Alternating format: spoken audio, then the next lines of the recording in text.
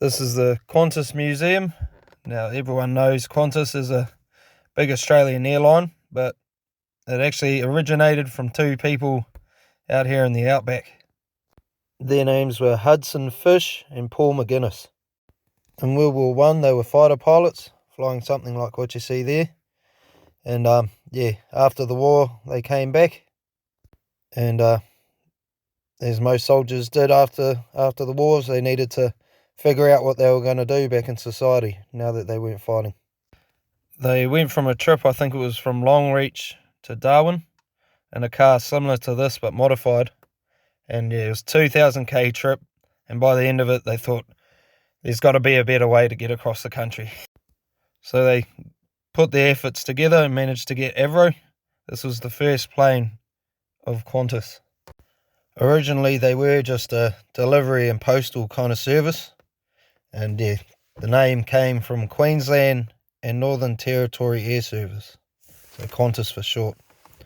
This is the engine of the second plane they brought. So this was the kind of plane that Hudson Fysh and Paul McGuinness were flying together. There's a little simulator you can play on in the museum. It's a good bit of fun. That's my brother Lincoln having a go. And then I had a quick jam too. This is a clamp press showing how wooden propellers were made. So as the fuel tanks and engines and technology increased, Qantas kept up with it. And over the years, it helped them grow to bigger and bigger planes, faster and bigger engines, which meant more distance, more carry weight. So you see some of these engines here, they're just incredible compared from that first one to that big Rolls-Royce engine there. It's a massive, massive change from a piston to a turbine. And yeah, seeing these engines up close really gives you an idea of how big they get and how much power they'd put out. I'm right into cars and engines and stuff, as you know, so having a look at these was a little geek out for me. And yeah, just the technology. I can look at an engine, but look in the back of that and have absolutely no idea what's going on. So big hats off to all those airplane engineers and mechanics that figured all this stuff out and put it all together, because quite complex machines. And they've really helped the world out in general with transport. So yeah, quite an amazing invention, these engines. Here's an old 70s first class lounge. So yeah, it's very stylish, very retro now, but would have been top of the line back in the 70s. And here's like a outside kind of plane museum where fully intact planes are all kept together. And just cool to see the different ones they've gone through over the years. You see Avro up in person, and then you see the next upgrades that they had, and they just got bigger and bigger. So this is the modern fleet of Qantas now. So this here is a picture of the first Qantas hangar, built in 1921, and this is where it started from. This is where Qantas became a real thing, and it started delivering and getting out to the world, and it's still standing today. Here it is in its original state.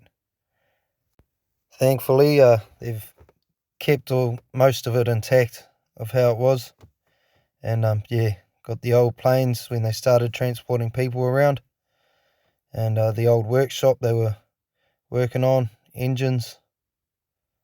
It's just quite incredible. So there's some of the planes there, and they managed to pull the bottom of an old lighthouse in. So this is the office. This is where all the admin and operations got done. And here you have a little passenger plane. Now, I could only imagine how cramped it was, but I guess it's better than driving the 2,000 Ks or a few days across the place. So, look at that. 4 seats. Crammed in. Shut in like a can of sardines, but hey, got you to where you needed to go.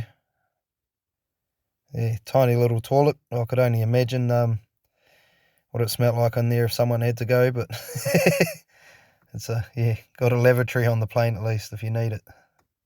The poor old pilot was stuck out in the elements, as you can see, so everyone's crammed in and they're flying along on the outside wind in the face.